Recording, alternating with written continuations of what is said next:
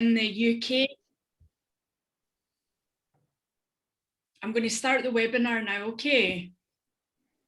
Good afternoon and a warm welcome from all of us at Africa Scotland Business Network down here in a very chilly Cape Town. We're absolutely delighted to have you with us in event 2 of this inaugural Energy Tech event series powered by Scottish Development International Africa. Today's event, as you know, is on energy transition, and what an exciting lineup of panelists we've got in store for you today. So very quickly, for those who don't know me, my name's Claire, I'm a Global Scot, and I'm one of the 3 directors and 10 founding members of ASBN. As a progressive and cross-sectoral and very future-thinking international business network, we're absolutely thrilled to be producing this 5-part weekly conference on the very exciting subject of energy technology. Energy is one of the biggest shared economies of Scotland and Africa. And for us, this is one of our ways to connect you to people and opportunities progressing this industry towards a low carbon international community. So feel free to share who you are in the screen, in the chat. Would love to know who you are, where you're tuning in from. And before I hand over to Andy McDonald, who's going to be moderating this session for us today, please don't forget to ask any questions in the chat. We'll be going into a panel session at the end of this webinar. I would just like to remind you that there's another 3 exciting events coming up after this event today. Event 3 is on education and training. Event 4 is on hydrogen and wind. And the final finale, event 5, is on speed networking. And you're all absolutely welcome to join us. So thanks again, ladies and gentlemen, for being part of our space and community over the next hour. And we look forward to chatting to you soon. Over to you, Andy. Thanks very much, Claire. It's a privilege to be able to talk to this forum today and to be moderating the event. I head up Scottish Enterprise, the National Economic Development Agency in Scotland, the team that is responsible for low carbon transition. We are looking after the strategic and programme direction of that, working closely with colleagues in Scottish Government to try and deliver the ambitions the Scottish Government has, which will move us towards a net zero future by 2045. The agency itself, Scottish Enterprise, has recently published a net zero framework for action that outlines how we plan to bring the net zero approach to everything we do in economic development, and how that will be part of our move towards working with the range of companies we do and the sorts of services and support that we bring. But very, very basically, the ambition in Scotland started with a transition of our energy sector. We clearly have a global leading oil and gas sector. That sector is transitioning itself as part of a move towards a lower carbon future, and we are working with the supply chain and the industry to support that, but we're also working to build the new opportunities that will result from that. The Scottish Government has done a great deal already in terms of decarbonising energy, particularly through the use of offshore wind.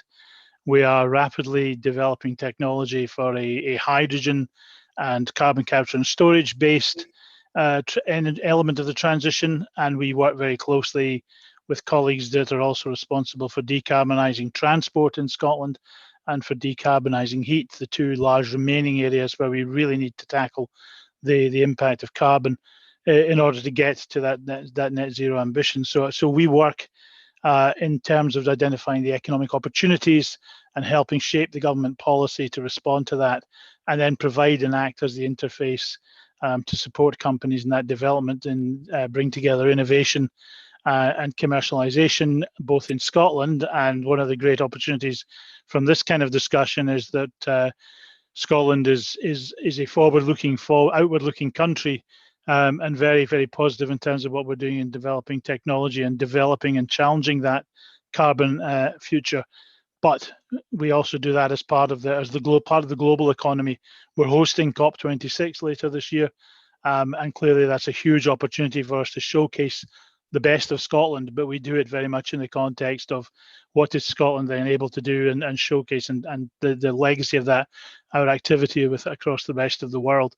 So very keen both in terms of what we can do in Scotland, but what can Scotland and Scottish companies do internationally to help work with the rest of the world to address the carbon challenges we face and the energy transition that the world needs to undergo to get us to that point. So relatively brief introduction there, and again, as Claire said, we will later on in this, we'll have a chance to take some direct questions.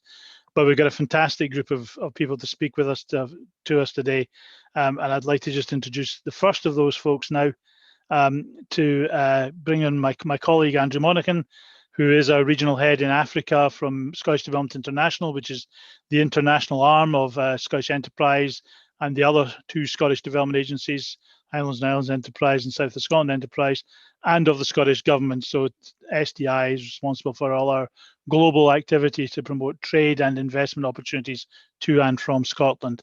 And I'll hand over at this point to Andrew. Thanks very much, Andy, for the introduction, and to the SDN team for the opportunity to speak here today. Andy's went over what SDI is all about, so I'm not going to go over that. I've only got 5 minutes anyway. So what I'd like to do, ladies and gentlemen, is I'd like to outline what Scotland is all about with regard to both an energy and an engineering and industrial nation. Go through a very brief bit of our history, and hopefully much more focus on the present and the future. So for those of you who attended the first session, I apologise because it's essentially the same speech, but it is, given it's about our energy transition, I hope you will agree it is very relevant. So since the beginning of the Industrial Revolution, Scotland has been known as an industrial nation. And I'd like to think we have a reputation for engineering excellence, quality, innovation, and very importantly, professional integrity. We like to see ourselves as trusted partners with our international clients and friends, rather than just faceless suppliers. That's not the way we tend to do business. Our industrial history is an integral part of our nation. We are, of course, people who have been part of the Industrial Revolution from day one. We were the people who invented, after all, the steam engine. So we've been at this for a while. In the 19th and the 20th century, Scotland's place as an industrial nation was cemented and flourished, and no target was ever seen as too difficult or too challenging. In the last century, Scotland became a massive supplier of industrial goods and services all over the world, from ships and locomotives to sewing machines and consumer goods. And from the 1970s on, Scotland has embraced the massive fossil fuel abundance that lies under the North Sea. And in doing that, we had to tackle some of the most formidable engineering challenges on the planet, and in some of the most inhospitable working environments, as well, as those people still do. We've thereby gained we've thereby deserved a reputation for subsea engineering prowess, in particular, with Scottish oil and gas revenues before COVID, I'm speaking, of around £20 billion annually, over half of which was exported all over the world. And if you've travelled, as I have, in the oil and gas world, you will have met Aberdonians working in that industry, and you will have noticed how predominant they are around that industry. At every stage in Scotland's industrial history, we have stood on the shoulders of our own engineering giants. We've transited from one industrial revolution to another with the immense benefit of an existing platform at the time of engineering supply chain that could be transformed to meet new demands rather than having to create one from scratch. And now, in this new age where the world has finally, some may say, woken up to the undoubtedly clear and present dangers associated with climate change, Scotland is once more embarking on a new engineering revolution. and it is indeed a revolution. And that is to transform our fossil-fueled country into one fueled by clean and green power. As with previous revolutions, Scotland's green energy industry will be able to draw on that platform of oil and gas and subsea engineering excellence we already have in our country. That process has already, in fact, started and is now accelerating at an incredible rate at times. These challenges are huge. And we, and both Andy and myself and the rest of our colleagues in the Scottish Government and its agencies have been challenged to achieve success in very short time frames. But we're confident we're going to meet those challenges. I'll leave it to others today to go into a little more detail as to where Scotland is currently with regard to our green energy transition. As I say, we are not balking from the fact that we face huge challenges. But we have already,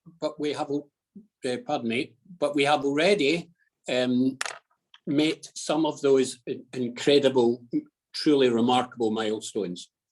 Scotland has one of the most ambitious targets in the world for the adoption of green energy, with the Scottish Government aiming for half of all Scotland's energy demands to be met from renewable sources by 2035, and us to become net zero by 2045. Truly remarkable timescales. And this slide that you're looking at will show you that already we are generating the equivalent of pretty much all of Scotland's electricity consumption from already installed renewable capacity. But this is only the start. As you can see, we have a further 14 gigawatt of green power already in schedule, which should leave us in a commanding position to not only meet our own growing demand for green energy, which I predict will be steeper than most believe, not only in Scotland, but all over the world, but we also hope to produce surpluses that we can export to the world, just as we have done and are doing with our oil and gas. I genuinely see the day when Scotland is associated as much with producing and selling green hydrogen as for oil and gas. While this capacity has come mostly from wind, originally onshore, but now increasingly offshore too, we also produce significant power from hydro schemes, including pump storage. We have ambition to lead the world in wave and tidal marine power, which, due to our wet and windy climate, which we used to consider a curse and we are now considering a blessing, and a varied and huge coastline, we have all of this in abundance. As you'll see, as an example that I've put on that slide, Scotland, a nation of 5.4 million people, is reckoned to have around a quarter of all of Europe's offshore wind potential. This is a natural blessing we as Scots have every intention of reaping green energy rewards from, and hopefully sharing it with the world, including the audience here today. At that, I'll leave and hand back over to Andy. So thank you very much. Andrew, thanks very much indeed. That was really, really helpful and a really good oversight of what's going on in Scotland, and hopefully of interest to everyone to understand what's driving us in terms of taking advantage of the natural opportunity that we have in wind energy, and we also have great opportunities in tidal energy as well, and how that forms part of the great mix that we're working with. At this juncture, I'd like to hand back briefly to Claire. One of the things we want to do is have a poll to get a sense of what people's views are around this whole question of energy transition. So Claire, if I can hand back over to you for a moment to take forward the poll, please.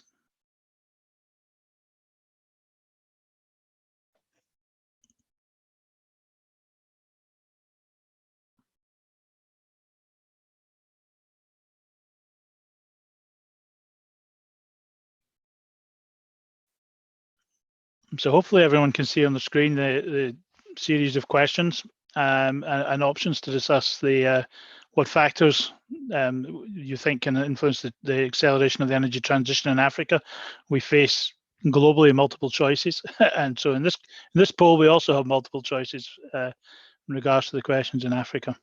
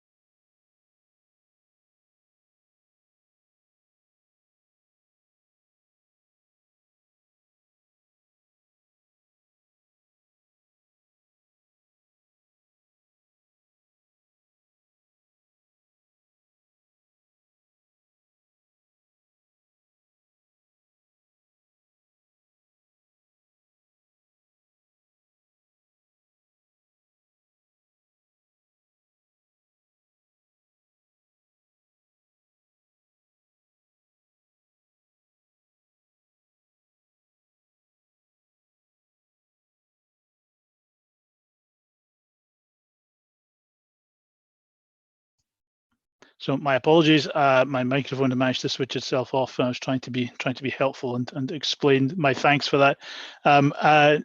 There's an important question in that list in the poll as well about the opportunity with COP27 coming to Africa. We believe in Scotland absolutely vital that we provide our legacy from this year's COP as a foundation for future conversations, and we want to hand over some real ambitions which can be taken forward and delivered from as the legacy of our hosting the global COP this year. And one of the things that will be driving that is the opportunity to develop and support new technologies and the things that need to happen there as part of the energy transition. So I'm delighted to introduce our next speaker, someone I know well, who is part of the extraordinary creative resources that are supporting the transition of the energy sector into future opportunities. Stuart MacKinven from the Net Zero Technology Centre, and Stuart, I'm sure, will explain some of the recent history of the Net Zero Technology Centre and its identity and some of the really interesting work that's happening within the TechX programme. Stuart, can I hand over to you? Yeah, thank you very much, Andy. Can everyone hear me okay? Hopefully you can. So hi everybody, and thanks to the Africa Scotland Business Network for inviting me along to speak today. It's also, I guess, on a personal level, nice to see some familiar faces and old colleagues at SDI as well. So afternoon everyone, my name's Stuart MacKinven. I'm based in Aberdeen in Scotland, and I am the TechX Delivery Manager for the Net Zero Technology Centre. I'd probably argue that I've actually got a very rare and important role in the fact that I'm working with technology companies of the future energy industry. And to me, that's an incredibly exciting space to be a part of. So who are we and what do we do? Well, the Net Zero Technology Centre, our driving purpose is really to enable the development and deployment of technology for achieving an affordable net zero energy industry. So in a sense, this means that we've got a vision to reduce emissions from existing facilities, to unlock the full potential of an integrated energy system, propel the energy industry towards a digital automated future, and accelerate clean energy startup companies to build a thriving supply chain. And we aim to do this through a number of different mechanisms, but really the one that I want to emphasize the most to everyone today is around an area that I'm very close to, and that's TechX. Next slide, please. So in order for our government and indeed the world economy to reach net zero, we've got to advance the development of new technologies that's going to contribute towards this overall mission. And if any of you have read How to Avoid a Climate Disaster, you'll know that this affects everything from the way that things are made, to how we grow things, to how we move around, keep warm and cool, and how we plug in to get power. It's going to be a monumental effort required by all sectors to make a difference. But really, from an energy perspective, and in TechX more specifically, we're giving the opportunity to the world's best and brightest scientists and innovators that want to create clean energy businesses. Our focus really is on creating a culture of entrepreneurship where innovators can thrive and are provided with unparalleled opportunity to engage with the market through our program. In TechX, we want to essentially be the go-to destination that can support somebody, whether or not that means that they've got an idea for a new clean energy technology. They might already have an existing proof of concept study that needs further development, or they might just have a desire to validate their solution with the market. And we're deeply passionate about inclusivity across TechX and the Net Zero Technology Centre. And this means that we're providing opportunity for the best teams and solutions with high impact potential that can achieve carbon reduction. And as you can see, we play a really strong role in building early stage businesses that supports decarbonisation of the industry. And we've got some really great near-term plans for the Aberdeen City region itself to make it a destination of choice for clean energy startups. So next slide, please. And really, one of the primary methods in which we offer support to entrepreneurs and startups is through our technology accelerator.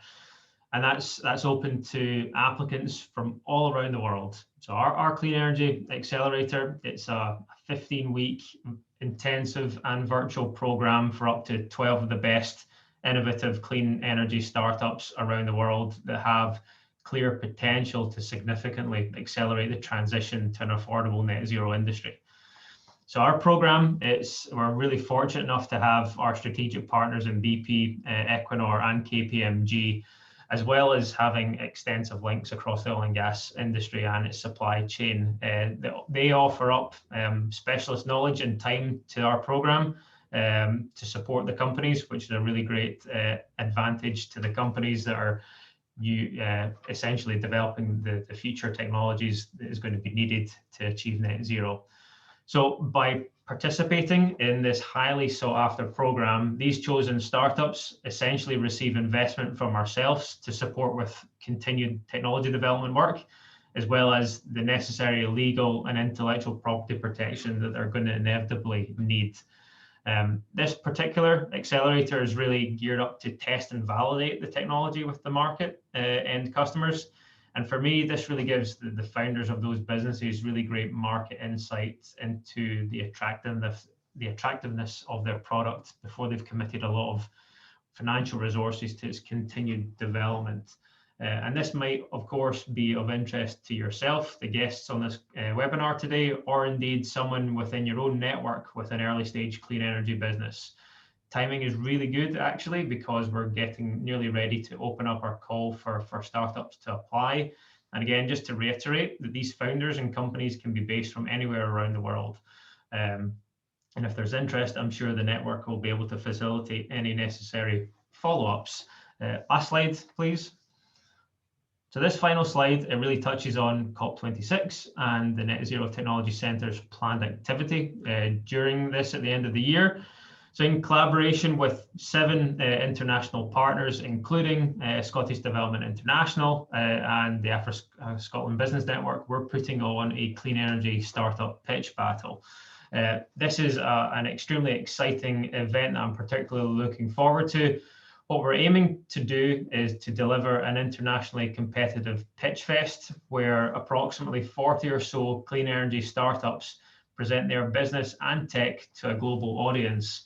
And what's really great about this is the fact that over a 4 to 6 week period, these startups are going to have the opportunity to have their pitches loaded onto our website, where there's going to be a global public vote for their favorite pitch. And at the end of the month, the top 10 will be invited to a final that will be able to present in front of an assembled judging panel for the opportunity to win a myriad of different prizes that have been contributed by the various partners that are supporting this event. So at the time when it does come, I'd encourage you all to check out those pitch videos when they're released. And if anything, it's going to give you a great sense for some of the emerging clean energy technologies that are being developed from around the world and not just in Scotland as well. So thank you very much for your time. I'm going to now hand over back to Andy to continue the webinar. Stuart, thanks very much. And again, at the end of the webinar, we'll have the opportunity if there are any questions that people want to particularly put to Stuart. I've had the privilege of working with the TechX Accelerator program since it began and meeting with a number of the companies who've been going through the program. And it's a fantastic opportunity for those companies, and it brings some amazing companies and technology through that process very rapidly to get to a point where we can take advantage of their expertise and skills and the things they're developing.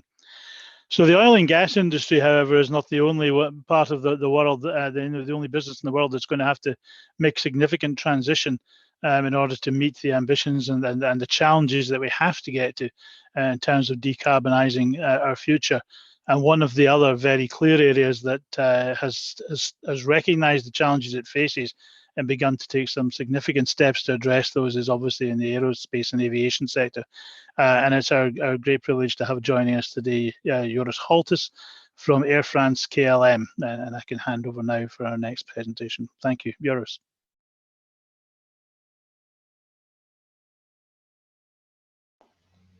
Yes, thank you, Andy. Pleasure to be with you, and it's a pleasure to be with the African Scotland Business Network, because indeed, Air France KLM, we like to think that we're in a position to connect Africa and Scotland and the other way around. And indeed, Andy, you're very right. We do that in a way And we do that with a lot of ambition also if it comes to the transition we have to manage. Welcome to everybody, and a special welcome also to my colleague Delia from Cape Town. Delia, we haven't seen each other in a while, but it's good also in this virtual platform to be reconnected. Claire, can you go to the next sheet in the next few minutes? I basically would like to give you an update on 3 pillars. First of all, what is Air France KLM doing if it comes to sustainability? After that, I will zoom in specifically on the ambitions we have if it comes to decarbonization. And thirdly, I will focus a lot on sustainable aviation fuel, or as we say, SAF. I will repeat myself, SAF is sustainable aviation fuel. Sustainability, Air France KLM, we have a long-term engagement if it comes to sustainability, which is displayed on this sheet. And since 2005, we have found a lot of recognition in the achievements and the efforts we have made. Since 2005, we are a recognized leader in the airline sector by the standards of the Dow Jones Sustainability Index. And of course, we take pride in it. It recognizes the past, but I like to think it very much also reflects our commitment to sustainability and our commitment to the future of aviation in a sustainable way. Claire, if you go to the next sheet, looking forward, we have set out very specific ambitions. Of course, they are dynamic, but the goals which we have set to date are crystal clear. And the first key milestone which we want to achieve, thanks, Claire, is indeed to bring our CO2 efficiency per passenger kilometer down by 50% in the year 2030. And that's an extremely ambitious target. At the same time, we're extremely committed to get there and to accelerate ourselves in getting there. Now, of course, there are other standards if it comes to sustainability, but I think in this, let's say in these few minutes and in this platform, I specifically want to focus on the CO2 emission part. And Claire, if you go to the next sheet, these are industry numbers, but if you look at today, and this is pre-corona, I must say, in 2019, the airline industry reflected overall around 2.2 to 3% of the global CO2 emissions, which you might argue is too much, or you might argue is not as much as we might have guessed. However, if we look forward and if we look at the growth in passenger numbers, again, unfortunately not instantly present today with all the travel restrictions still in place, but to be anticipated in hopefully the near future. If we anticipate the growth in passenger numbers, and if we also anticipate the decarbonization in other industries, we can foresee that the relative share of CO2 emissions by the aviation industry would grow significantly to 22% of all the CO2 emissions in 2050. And this is, I think, a strong sense of urgency which we have recognized and which we are embracing for Air France KLM. Without action, the share of aviation is increasing and hence action is needed. If you go to the next sheet, simply put, there are basically 3 pillars by which we can reduce CO2 emissions. The first one carries 2 components. It's bringing in new aircrafts. We're doing that a lot. It works for us. It works for our customers. So that is really work in progress. If it comes to the second element, electric aircraft innovation, that's really something for the future. And if you would fly between Scotland and Africa, which is a long flight, you all know, I'm not sure whether there's a future in flying electrically in those distances. So the first pillar is something which we are putting in place today by new aircrafts and is something for the far future. Now, second pillar, there's a lot to be done in saving and reducing emissions by operational efficiencies. Now, I think this speaks for itself.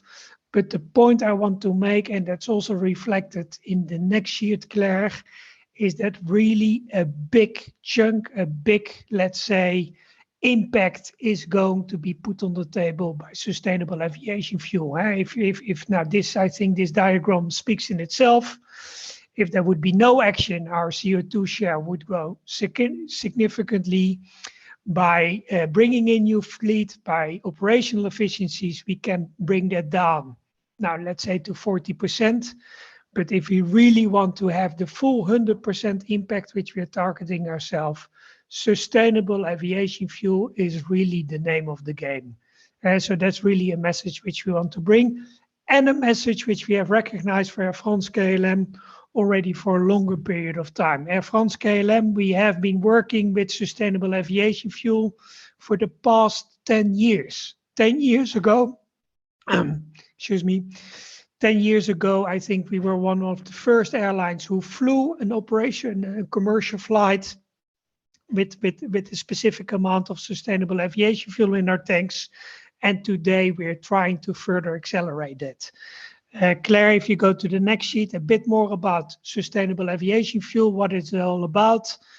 Today, predominantly, we're working with used cooking oil as a feedstock to produce sustainable aviation fuel. Quickly in time, we expect that it's going to be, let's say, synthetic sustainable aviation fuel.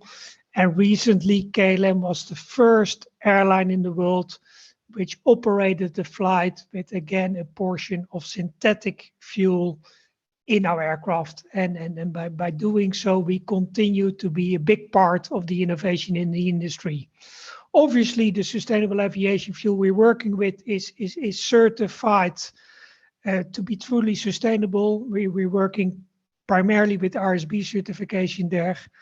The claim we make is that the sustainable aviation fuel, which we're working with at least by 75%, very often close to 85%, reduces the CO2 emissions. So it really shows the impact, the positive impact of sustainable aviation fuel. From an operational point of view, if you would be interested, the way we bring, logistically speaking, operationally speaking, the way we bring sustainable aviation fuel in is relatively easy. We call it the drop-in fuel because there's a perfect blend with normal fossil fuel. The big challenge we have is really that we need the sustainable aviation fuel infrastructure to be in place. And we are working hard by the initiatives which we have been taking at France KLM. We're really working hard to accelerate this, and we are ambitious if it comes to leading also this acceleration. For that reason, Claire, last sheet. For that reason, we have also recognized that a lot of our business partners are interested in this, and a lot of our business partners are interested to be part of this transition. And that's why we have launched the Air France KLM Corporate SAF program, which also allows our business partners, and I would say specifically in this context, it's our business partners which fly between Scotland and Africa, and to make their flights on sustainable aviation fuel. We are flying sustainable aviation fuel today, and we're ready to also support your flights on sustainable aviation fuel. And we're putting this on the table because we really believe that only together in partnership with, let's say, the full travel industry, we can make an impact if it comes to sustainability in general, but specifically if it comes to sustainable aviation fuel, which is such an important element in making flying more sustainable. And we're ready to further talk to you, to further explain to you how this program works, how we can also make your flights on sustainable aviation fuel, because we are very eager for all of you to start flying again between Africa and Scotland. And we're very eager to fly you in a very sustainable way. Fly responsibly, fly KLM. Thank you very much. Joris, thank you very much. Thank you thank you very much for the commercial at the end as well.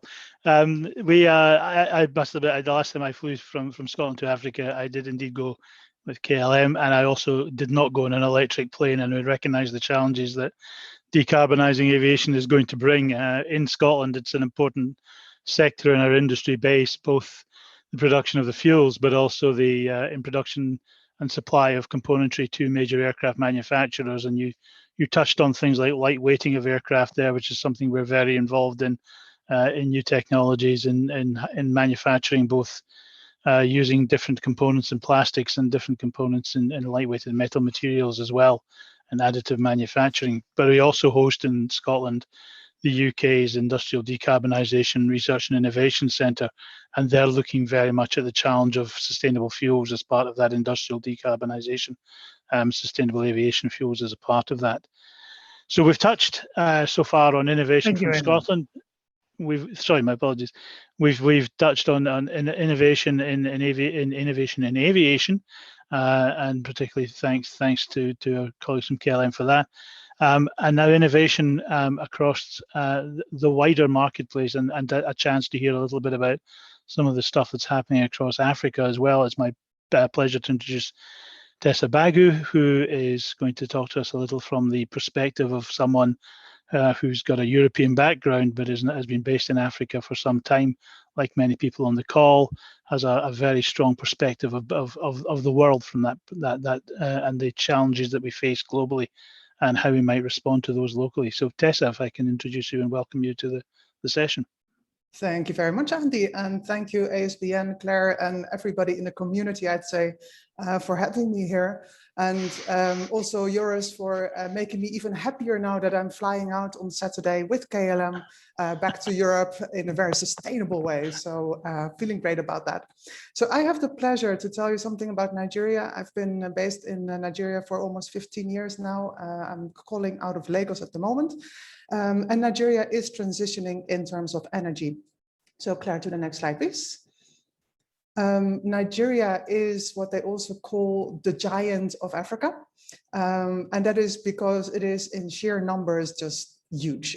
So we have the largest population, we have the largest economy, and even Lagos alone with 22 million people has an economy larger than Ghana and Kenya combined. So if you're doing anything as a Scottish business in Africa, I would say you also have to consider Nigeria, because otherwise you miss out of 1 in every 37 people in the world. Next slide, please. So as a very big economy, you would think it also has its electricity sorted out. And that is sort of the opposite of the truth. We have almost half of the population that has no electricity. We possibly have the biggest gap between electricity supply and demand in the world.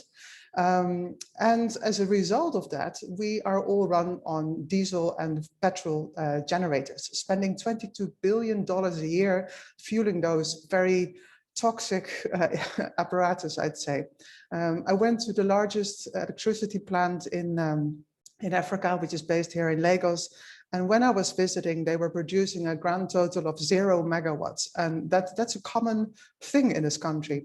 So if you're looking at transitioning in electricity, it's not so much because we want to be greener. Unfortunately, the green agenda is not as strong in Nigeria as it should be, but it is out of necessity, because we don't have enough electricity to go around. Next slide. So one of the solutions, I'd say, is biomass. And if you think of that city of 22 million people, Lagos, producing 16,500 tons of waste every day, 20% of it is organic, you just start to realize how big the waste heap is.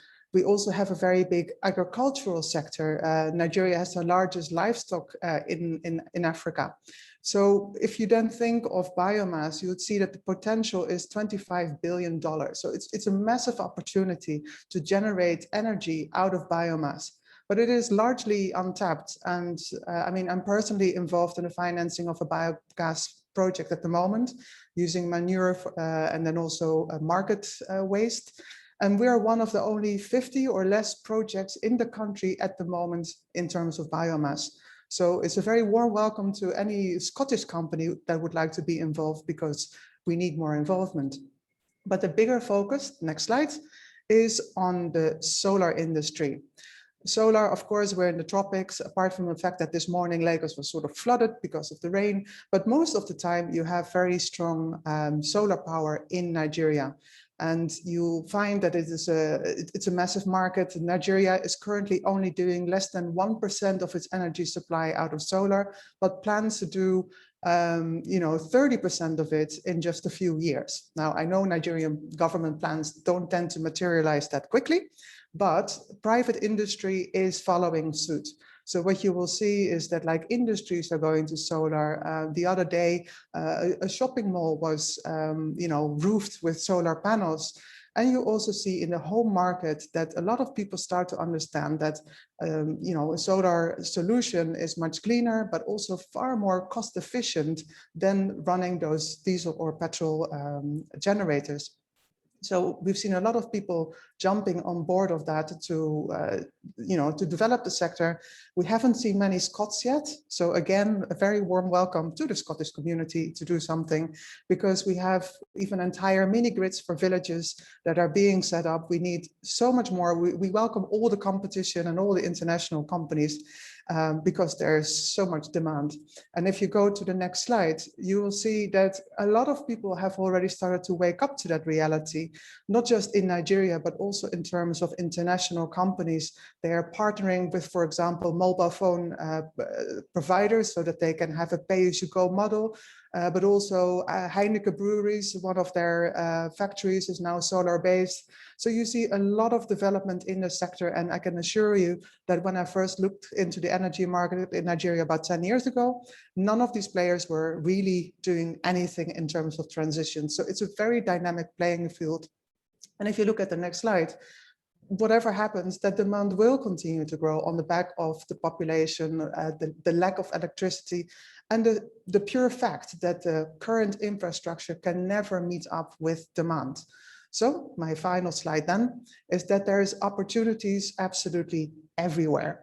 And I mentioned already manufacturing, I mentioned the shopping malls, but even churches, and we have some of the largest churches in the world, housing millions of people, like anything with a big rooftop or a big piece of land around it can house solar projects.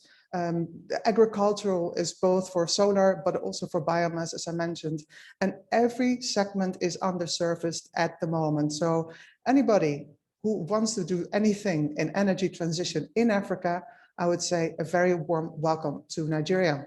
And if you want to know more and contact me on the final slide, you will see my details, and I welcome your questions. Thanks very much. Thessa, thank you very much indeed. A fantastic presentation and a really good reminder that this affects everything we do in all the sectors that we work in and are active in. Interested to hear about a solar brewery here in Scotland. We have a hydrogen-powered distillery. It's a similar concept. I think these technology changes are applicable to everything. And a big part of the transition to the future to decarbonisation and the energy transition is the extraordinary growth and importance of digital technology in allowing us to work faster, safer, further out into new areas of technology as well. And our next speaker, Gus McAskill, who I'm delighted to introduce, has a very, very strong example of that, where technology from one sector has transferred across on a digital platform to be a fantastic resource as part of the energy transition. So Gus, if I can introduce you to the audience and let you take over, please.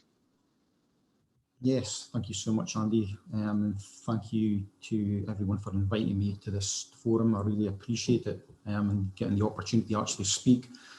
I'm going to speak probably about the transition of my journey on visual technology and how it's came about and where we are at now. And it goes into the actual renewable energy side of it. So if you go to the next slide, please, Claire. And then the next one will be fine. So just a little bit of background on myself and ZynQ 360 technology. Well, as Andy says, my story, I personally started off my working life as a forensic photographer and a crime scene manager. I was in the police for 24 years before moving to the private industry over 16 years ago. But back then, when we forefronted and developed a solution for the forensic and crime scene management sector, we then pioneered this crime scene management tool solution into the oil and gas with huge success. So our personnel at ZynQ now, we have over 25 years experience in developing software technology, visual asset management, photogrammetry, 3D modeling and 360 spherical photography. We've now built up offices in Perth, in the UK, in Aberdeen, in Scotland, and also in Houston. So because of my background, I've always looked at all the industry asset captures and technology, including the renewable energy sector, in the same way as a major crime scene capture. It's all about evidence gathering information that is essential to the operational tasks and the end user requirements. So the transition from the actual forensic side of it to the oil and gas is no different now going into the renewable energy. There's no difference at all. If you go to the next slide, please, Claire.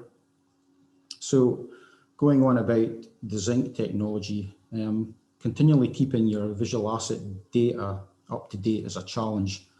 By its very nature, it is a moment in time, and continually capturing every part of your asset as a continued, on a continued basis isn't practical.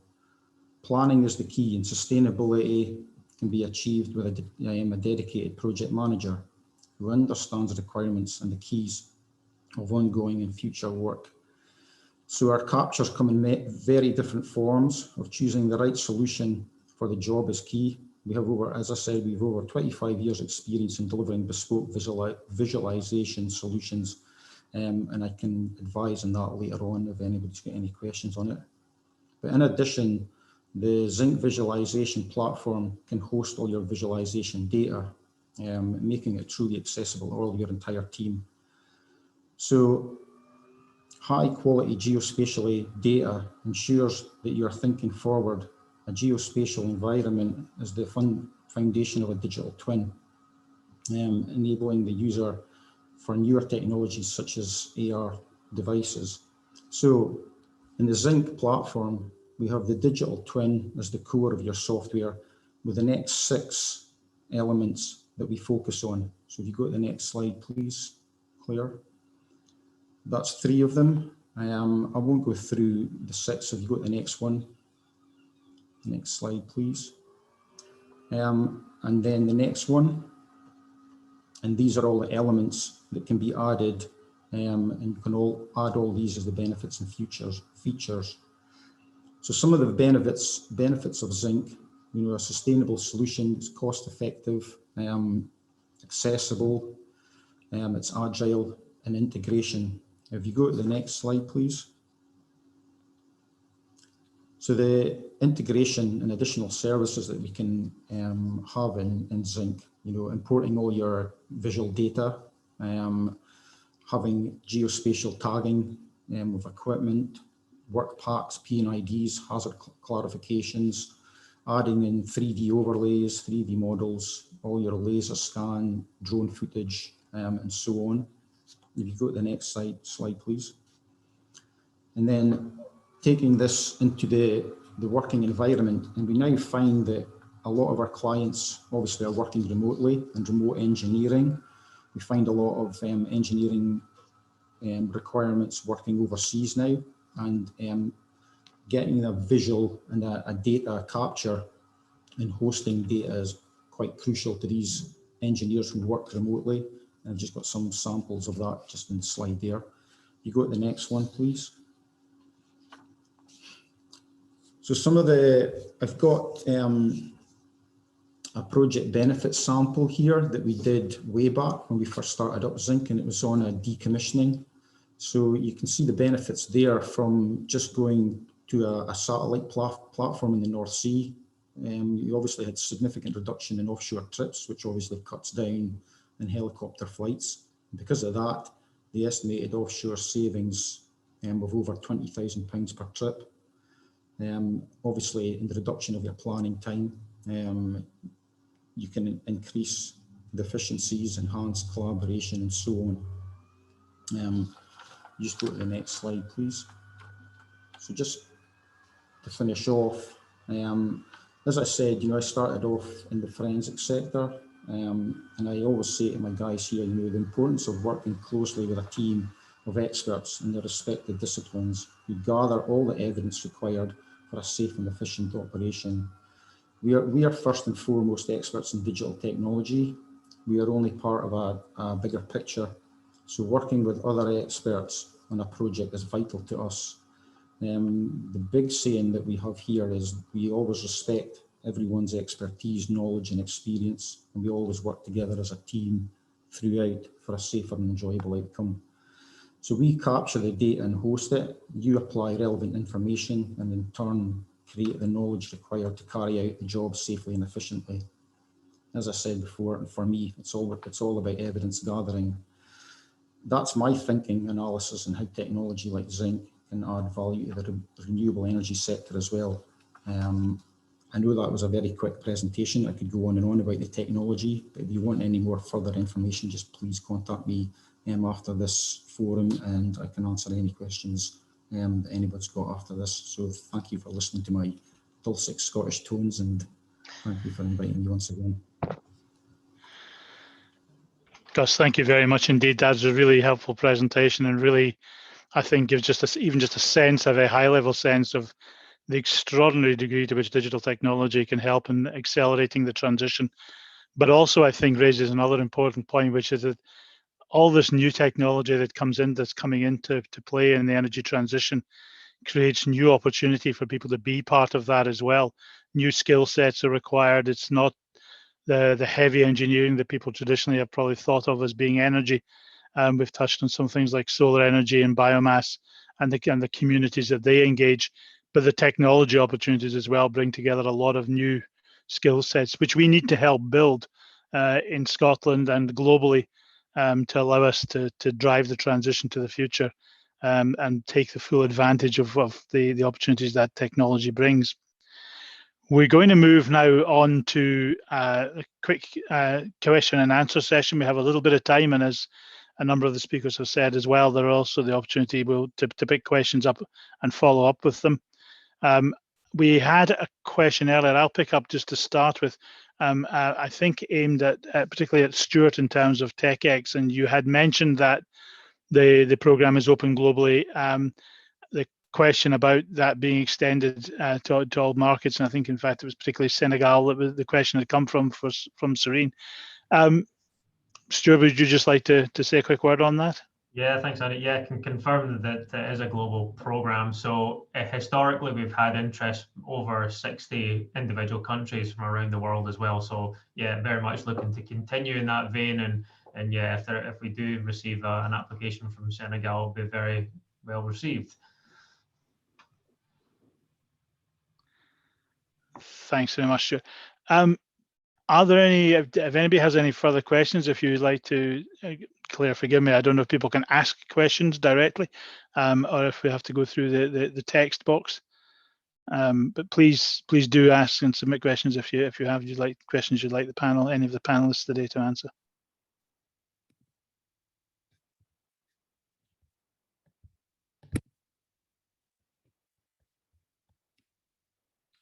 Does anyone have any questions? You're more than welcome to put them in the chat box or in the Q&A.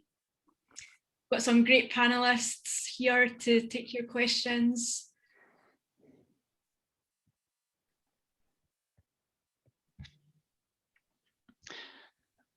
So I'll maybe pose a question while we're waiting for others to come in, and any of the panelists feel free to grab us. I mean, it relates to something that came up in the poll earlier on about where the challenges are in being able to respond to some of these, and if anybody's got questions about any of the things we've talked a bit about aviation, we've talked about some of the technology. Are there any pressing questions anybody has about how they might engage from their perspective? Wherever they are globally, wherever they are, whether it's in Scotland, Africa, or anywhere else, and whatever business sector they're in, how they might participate in the energy transition.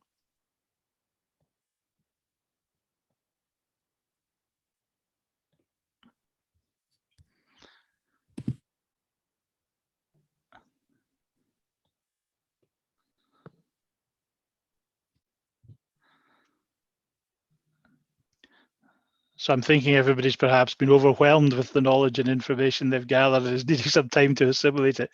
Please remember, and I'm sure Claire is going to go on and mention as well, that the ASBN has several more sessions in this season of events, so that you may come back and ask a question later on that's maybe more pertinent to one of the other areas of opportunity.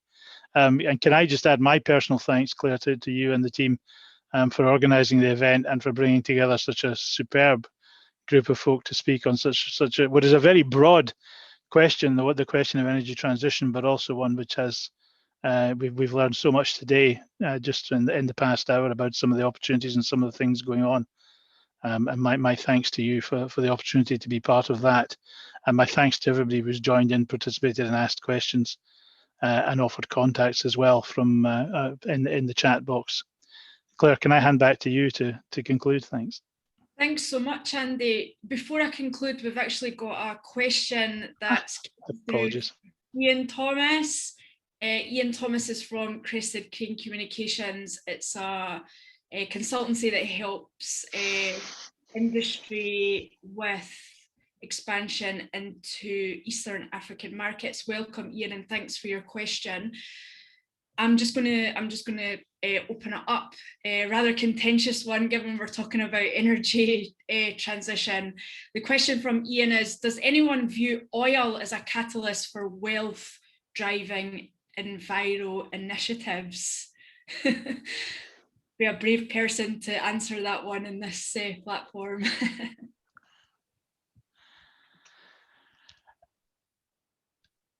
Andy, do you perhaps have a view? Yeah, I was going to say, if nobody else is going to step forward today, I'll take that one on, because clearly that's a huge thing for us in Scotland. We have a big oil and gas sector, and it's a massive part of the Scottish economy, and it's also an important employer, particularly in the northeast of Scotland and the Aberdeen and the northeast. So for us, the transition to a low carbon future is about a just transition. It's making sure we don't leave people behind whose world may change. And as we decarbonize and we have become less reliant in future on fossil fuels, the oil and gas industry still has a huge part to play in that. Firstly, the transition is not going to happen overnight. We will continue to need hydrocarbons for some time to come as we do make that transition. We've touched on the technology and expertise that will be required to transition from subsea sector, for example, to bring us into the world of offshore wind and offshore energy more generally.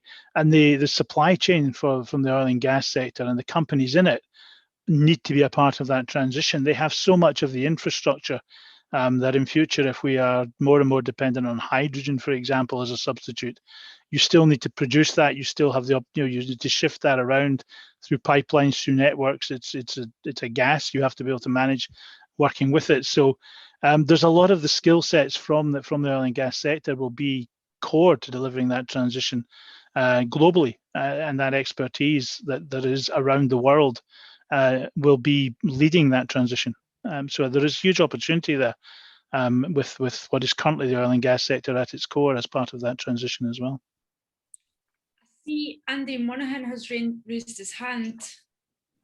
Andy, do you have a question for us? Or was that a mistake on your iPad? No, it wasn't a mistake. I was just going to add to Andy's answer there for people not to forget, of course, the part that oil and gas plays in such as the plastics industry and fertilizer industry and things like that as well. So it's not just for sending cars tootling along the roads that we will still require an oil and gas industry for some time in the future.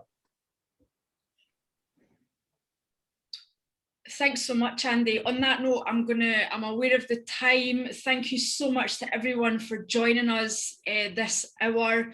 We've had guests in this event and the previous event from all over the world. It's an absolute honour to host you from Africa Scotland Business Network. I just want to extend my thanks to Scottish Development International. You're an absolutely fantastic team to work with. To our panelists today, the Net Zero Tech Centre, Zinc 360, and of course I've got to say a very special thanks to ASBN members, KLM Air France, and to Thessa from Naijalink in Nigeria. Thank you so much, everyone. Have a great day, and we look forward to seeing you at the same time next Thursday. Bye from us.